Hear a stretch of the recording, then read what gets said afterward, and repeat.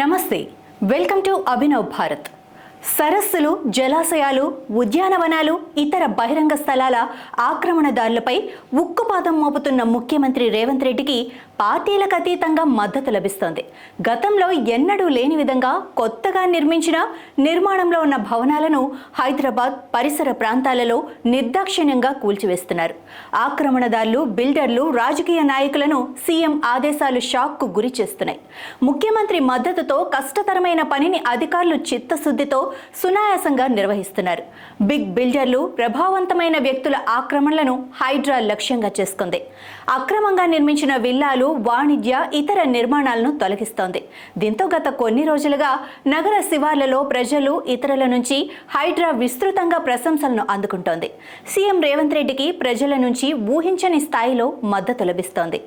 Senior IPS అధికారి రంగనాథ్ ఆధ్వర్యంలో హైడ్రా అధికారుల బృందం చింత చెరువు, గాజుల రామారం, చందానగర్, నిజాంపేట్, బహదూర్పుర, గండిపేట తదితరుల సరస్సుల్లోని ఆక్రమణల కూల్చివేత పనులను ప్రారంభించారు.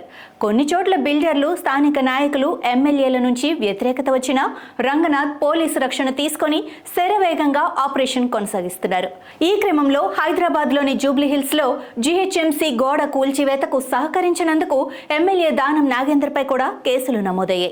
చందానగర్ సర్కిల్లోని ఎర్ల చెరువులో విల్లాలు నిర్మాణాలు చేపట్టేందుకు జీహెచ్ఎంసీ భవన నిర్మాణ అనుమతులు, ఎన్ఓసి 2 ఉన్నాయి. దీనిపై సుమారు 100కు పైగా ఫిర్యాదులు అందుకున్నట్లు లభిస్తోంది. కాగా ఎఫ్టీఎల్ బఫర్ జోన్లలో అక్రమ కట్టడాలను కూల్చివేసే ముందు ఎన్ఆర్ఎస్ఏ డేటా, శాటిలైట్ చిత్రాలు, రెవెన్యూ రికార్డులు, గ్రౌండ్ రియాలిటీ, అందుబాటులో ఉన్న మొత్తం సమాచారాన్ని హైడ్రా ఉపయోగించుకుంటోంది.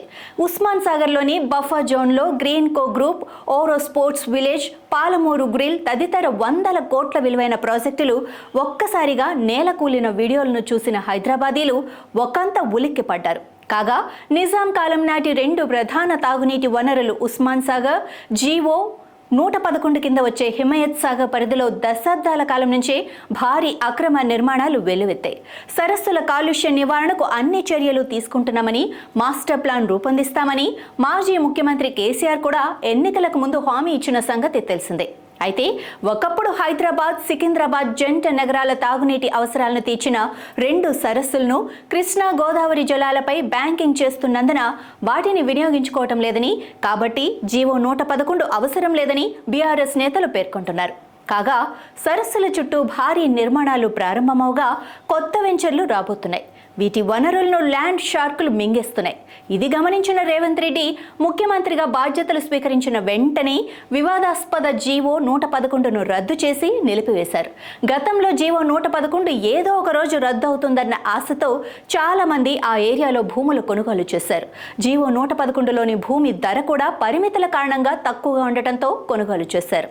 అయితే హైడ్రా చీఫ్ రంగనాథ్ గండిపేట ప్రాంతంలోని అపార్ట్మెంట్లు, స్పోర్ట్ విలేజ్, ఫుడ్ కోర్టులు, వాణిజ్య సంస్థలతో సహా నిర్మాణంలో ఉన్న అనేక నిర్మాణాలను తొలగించారు.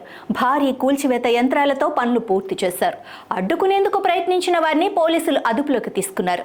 అక్రమ కట్టడాల నిర్మాణానికి అనధికార అనుమతులు మంజూరు చేసినందుకు మాజీ సర్పంచ్పై క్రిమినల్ కేసులను నమోదు చేశారు. ఎఫ్టీఎల్, బఫర్ జోన్, ఇతర నిషేధిత ప్రాంతాలలో నిర్మాణాలు చేపట్టిన రియల్టర్లు, బిల్డర్లు, వారికి సహకరిస్తున్న ఇతరులపై చట్టపరమైన చర్యలు తీసుకోవాలని హైడ్రా నిర్ణయించింది. ప్రాపర్టీ కొనుగోలుదారులు డాక్యుమెంట్లను నిర్ధారించుకోవాలని, లీగల్ ఒపీనియన్ పొందాలని, బఫర్ జోన్గా ఉన్న సరస్సు సరిహద్దు నుంచి 30 మీటర్ల లోపల ఉన్న వాటిని తొలగించనున్నట్లు హైడ్రా యంత్రాంగం తెలిపింది. అయితే అక్రమ నిర్మాణాలకు సహకరించిన అధికారులతో సహా అటువంటి చర్యలకు పాల్పడిన వారిపై హైడ్రా ఎటువంటి చర్యలు తీసుకోనుందో వేచి చూడాలి. ఏది ఏమైనా హైడ్రా పనితీరు రేవంత్ రెడ్డి ప్రభుత్వానికి పాజిటివ్ మైలేజ్ తీసుకొస్తుందని రాజకీయ విశ్లేషకులు అభిప్రాయపడుతున్నారు. నాయకులారా, మీ పనితనం మీ అధినాయకులకు తెలియజేయాలనుకుంటున్నారు. ప్రజలారా, మీ సమస్యలను మీ నాయకులకు తెలియజేయాలనుకుంటున్నారు. ప్రజా సమస్యల పరిష్కార వేదిక మీ అభినవ్ భారత్.